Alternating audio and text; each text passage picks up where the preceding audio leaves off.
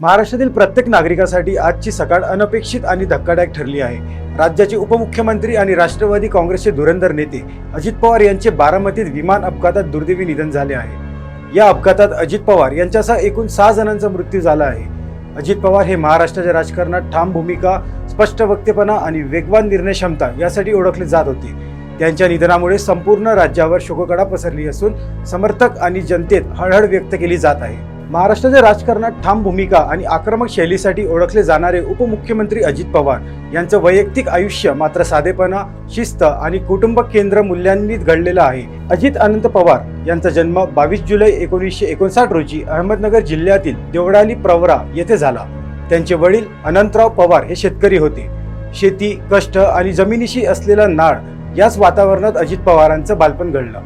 त्यांचा आजोड देवळाली प्रवरा येथील प्रगतिशील शेतकरी कदम कुटुंब असून ग्रामीण संस्कृती आणि श्रमाचं महत्त्व त्यांनी लहानपणापासून अनुभवलं। शिक्षणाच्या बाबतीत अजित पवार यांनी BCom ची पदवी घेतली। शिक्षण पूर्ण केल्यानंतर त्यांनी थेट राजकारणात उडी न घेता सहकार क्षेत्रातून सार्वजनिक जीवनात प्रवेश केला। हाच सहकाराचा अनुभव पुढे त्यांच्या राजकीय वाटचालीचा मजबूत पाया ठरला। वैयक्तिक आयुष्यात ते कमी बोलके आणि कामावर अधिक विश्वास ठेवणारे म्हणून ओळखले जातात। अजित पवार यांचा विवाह राजकीय नेते पद्मसिंह पाटील यांची बहीण सुनेत्रा पवार यांच्याशी झाला आहे। सुनेत्रा पवार या त्यांच्या सार्वजनिक जीवनात कायमच आधारस्तंभ म्हणून उभे राहिले आहेत। या दाम्पत्याला पार्थ आणि जय अशी 2 मुलं आहेत। कुटुंबाबाबत अजित पवार नेहमीच खासगीपणा जपतात। राजकीय व्यवस्थेतून वेळ काढून कुटुंबासाठी वेळ देणं ही त्यांची खास ओळख मानली जाते। राजकारणातील यश, वाद, संघर्ष आणि जबाबदाऱ्या यामागे उभं असलेलं त्यांचं वैयक्तिक आयुष्य अत्यंत संयमी आणि शिस्तबद्ध राहिलं आहे। शेतकरी कुटुंबातून आलेला नेता, सहकारातून घडलेला प्रशासक आणि कुटुंबाशी घट्ट नातं जपणारा व्यक्ती अशी अजित पवार यांची वैयक्तिक ओळख आहे।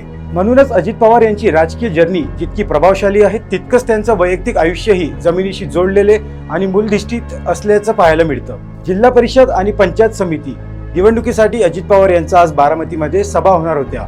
त्या सभांसाठी अजित पवार हे आज सकाळी मुंबईहून बारामती येथे निघाले होते।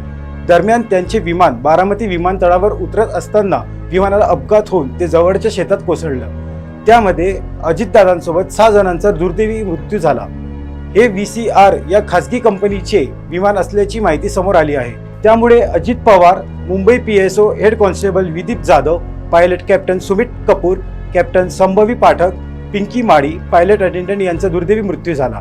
आजच्या या दुर्दैवी अपघाताने महाराष्ट्राचे राजकारण आणि जनतेच्या मनावर अनंत धक्का बसला आहे। उपमुख्यमंत्री अजित पवार यांचे कार्य, धैर्य, स्पष्ट वक्तेपणा आणि विकासाभिमुख दृष्टिकोन हे नेहमीच आठवणींमध्ये राहतील।